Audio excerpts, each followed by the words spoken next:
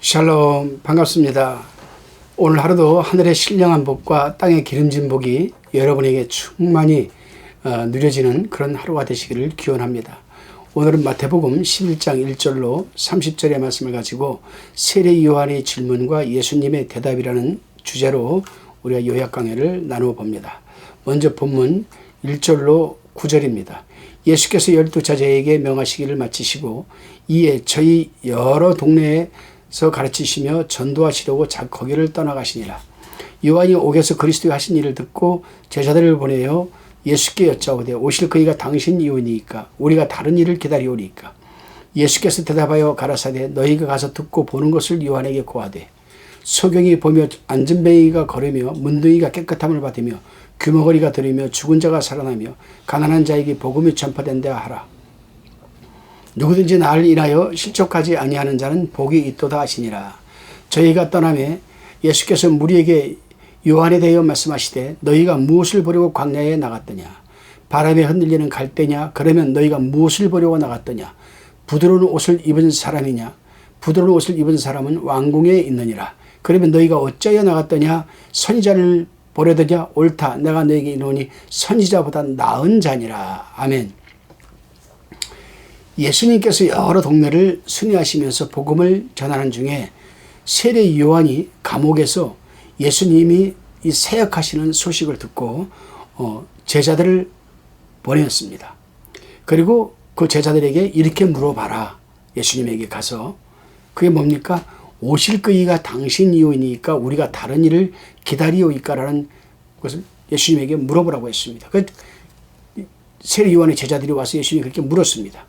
당시 세례 요한은 헤롯 왕의 죄를 책망하려다가 감옥에 오랫동안 갇혀있던 상황이었습니다. 여기서 오실 그이라는 것은 메시아 곧 그리스도를 말하는 것입니다. 그렇다면 세례 요한이 왜 그런 말을 물어보려고 하였을까? 분명 세례 요한이 감옥에 갇히기 전에 자기에게 나오는 예수님을 보고는 보라 세상 죄를 지고 가는 하나님의 어린 양이로다라고 제자들에게 증거를 했거든요. 이게 요한복음 1장 29절에 나옵니다.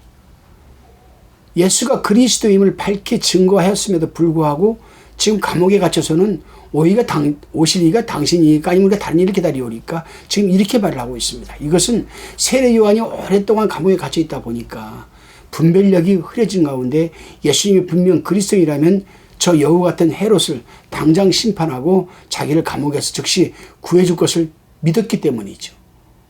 잘못 지금 판단하고 있는 겁니다. 그렇습니다, 여러분.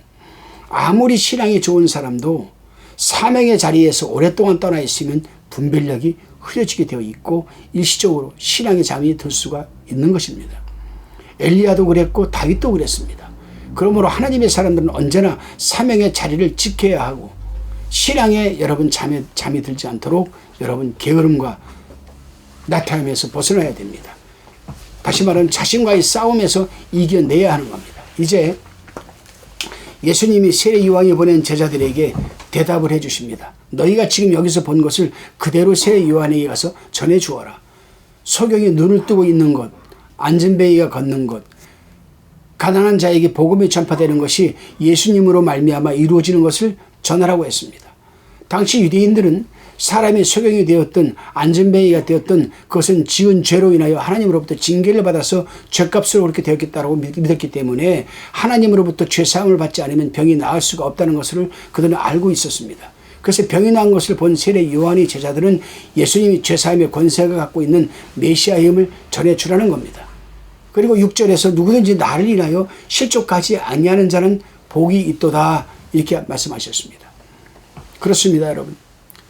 세례 요한은 햇빛이 들어오지도 않고 습하고 캄캄한 감옥에 갇혀 있다 보니 정신이 흐릿해지고 분별력을 잃어버리게 되어서 여러분 실족하게 된 겁니다. 우리는 또 저와 여러분들은 어떤 상황에서도 여러분 신앙에 잠이 들지 말아야 돼요. 영적으로 잠들면 안 됩니다.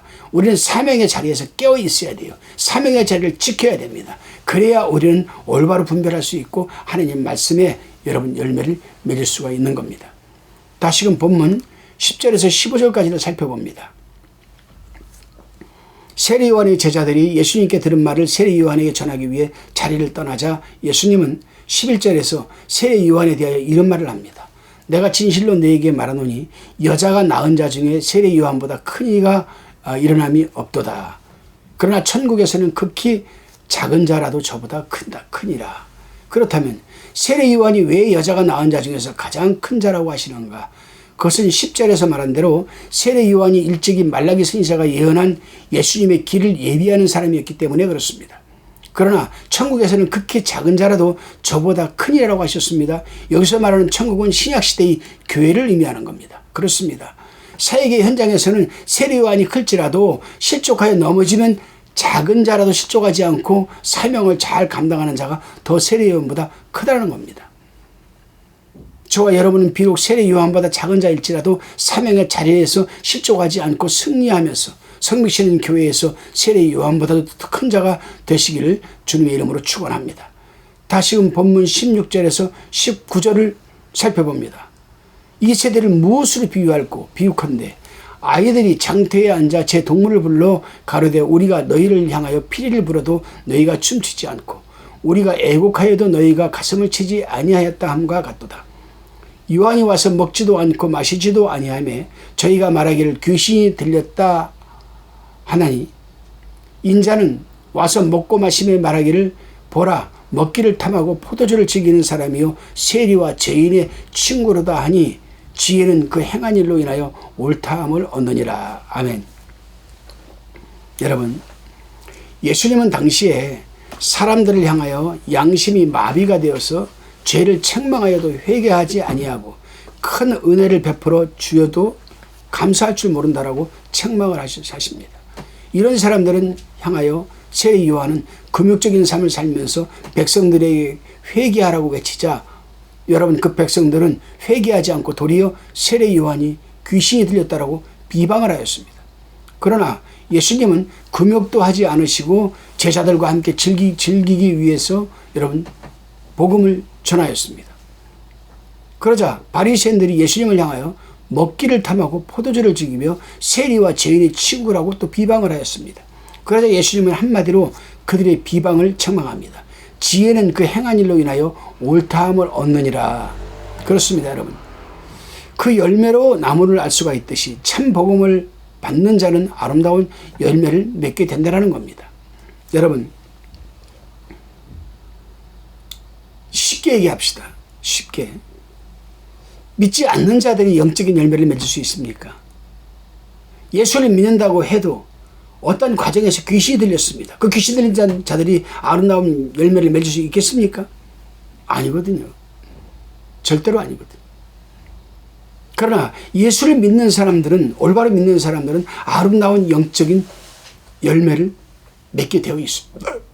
얼마든지 맺게 되어 있습니다. 다시금 본문 25절로 30절까지를 우리가 살펴봅니다. 본문 25절에서 아버지여 이것을 지혜롭고 슬기 있는 자들에게는 숨기시고 어린 아이들에게는 나타내심을 감사하나이다 라고 하였습니다. 지혜롭고 슬기 있는 자들에게는 왜 하늘나라에 여러분 영적인 것을 숨기시는 것일까? 저도 처음에는 이 말씀을 굉장히 처음 예수 믿고 이 말씀을 읽을 때 참 궁금했습니다. 아니 하늘나라의 것을 밝게 좀 드러나게 보여주셔야 초신자도 믿는 것이지.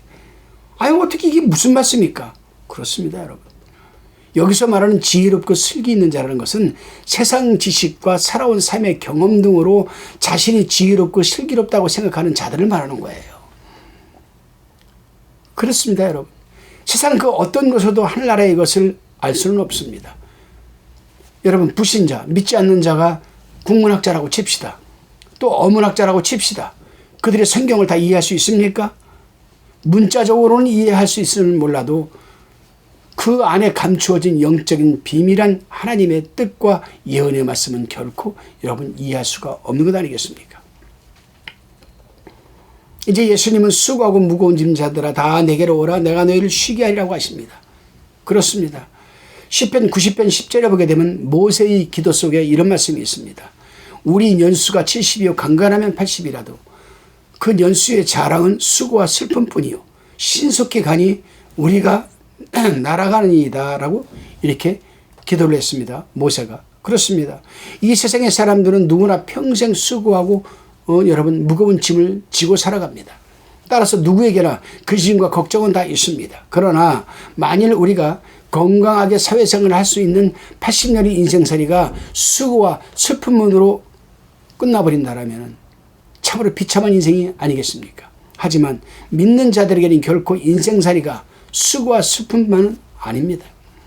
믿는 자들에게는 그 수고와 슬픔이 결코 무거운 짐이 아닙니다. 기쁨과 소망이 있으며 여러분 영생을 향한 여정이기 때문에 우리에게는 산 소망이 있는 겁니다. 기도드리시겠습니다. 주님, 우리 믿는 자들의 인생살이가 수고와 슬픔뿐이요 우리 인생살이가 신속히 지나간다고들 하지만 그것은 예수를 믿지 않는 사람들의 인생살이라 생각합니다. 그들은 미래적 삶을 의식하지 않고 현세적 삶에 맞추어져 있기 때문에 그렇습니다. 우리는 세상살이에 맞추어 살지 않게 하시고 진리의 말씀에 반응하며 살아가게 하옵소서. 그럴 때에 주님이 채워주시는 평안과 영원한 생명에 산 소망이 있기에 기쁨과 소망이 있는 줄로 믿습니다.